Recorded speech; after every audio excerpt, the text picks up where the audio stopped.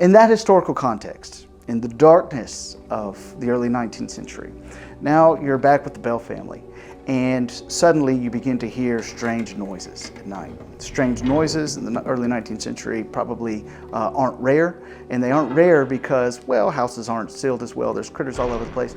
Not being able to get rid of the noises, that's a bit more rare. As fall began to set in, the Bells began to hear raps on the walls of their log house, sometimes even knocks at the door.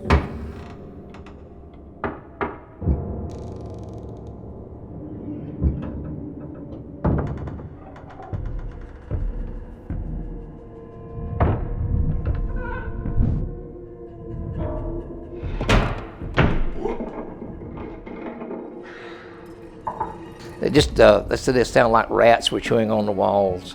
There was knocking, scratching, just like some long fingernail scratching on glass, on the walls and stuff.